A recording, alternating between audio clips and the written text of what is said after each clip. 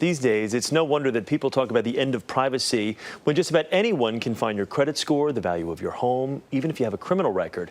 You need to protect your online reputation, and digital lifestyle expert Mario Armstrong is here to help us this morning. Mario, good to see you this morning. Chris, thanks for having me in, man. Very important topic. How big a problem is this? It is an important topic, like you mentioned, but how big an issue is this for people to have to really kind of monitor their online reputation? Absolutely huge. And my fear is that a lot of people aren't understanding this right now, and they don't understand that this is going to explode. I mean, basically, your online impression is your first impression. So you don't get a chance anymore to say, hi, my name's Mario, here's what I'm about. The web is doing that for you. And so now you're seeing people also put up information that may not be appropriate about you. You may be doing it yourself, or others could be doing it, and that could result in kids losing out on college scholarships. I know kids that have lost scholarship opportunities because they haven't seen the information about them on the web, or people losing out on career promotions at their job, or other folks that are just, not understanding that this is massive issue about people putting up what I call revenge. They're taking revenge out on you on the web because they can do so. And there is no one monitors this stuff. So no one's policing it. As long as somebody can spell your name, boom,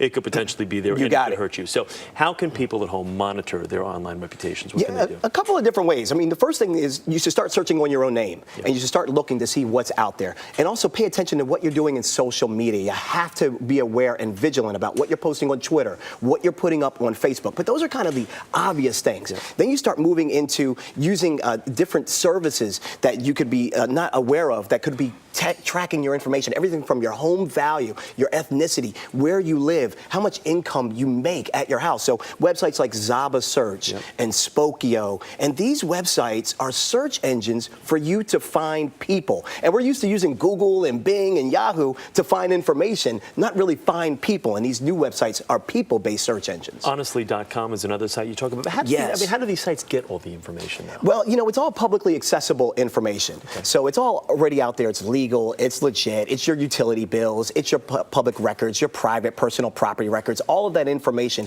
is in all of these varying databases. But what they do is they bring all that information together into one screen, and that's why it's so powerful, because you're talking about what private investigators used to take months, if not years, to compile all this information, and now you can do it in a matter of clicks. Yeah, so I mean, I guess these sites are good in some ways, but they can also hurt you in other ways. Like you mentioned, it's a lot easier to track everything about it. That's right. I mean, if you're going on a date and you really don't know a lot about the individual, you could use these sites. My sister has done that. She's used these sites to kind of see, is he lying about where he lives, right? So guys out there, be forewarned, that information is out there. I should say that with some of those sites, we need to have a little bit of a warning that since it is publicly accessible information from government databases and others, some of it may not be exact or precise and accurate. Well, that's what I want to ask you about, too, because there's the Wikipedia, there's a lot of things out there. If you were to read, I'll use myself as an example, 40 to 50% of it's inaccurate. So I guess some people do have to give others the benefit of the doubt. Yeah, a lot of folks said that you were like a Boston fan. They said you were a Red Sox fan. But you wonder where. You wonder where some of this stuff comes from. No, you do, and so it's coming not just from these public sources, but where it's really becoming a problem now is from individuals.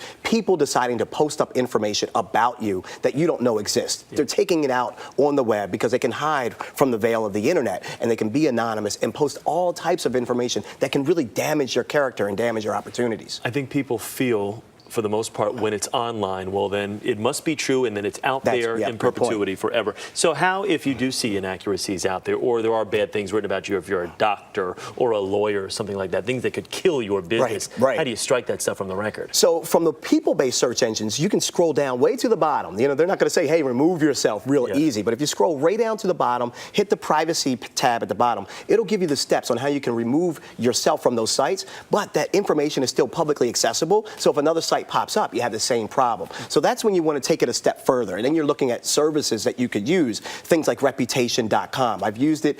Phenomenal service, charges you anywhere from $8 a month all the way up to $58 a month, depending on what level of protection you need. These services help you monitor your online snapshot, if you will, and they can help clean it up. They can help maintain it and make sure that content's being published about you is coming from you, is your side of the story. So you have sites like those, and then you have companies like Metal Rabbit Media. These are web strategists now that are consultants, online reputation managers is what they call themselves. And people are making some big money doing that Absolutely. as well. Let's talk about some tips for people to manage their own online reputation? Yeah, a couple of good ones. Number one, free, right? People love free.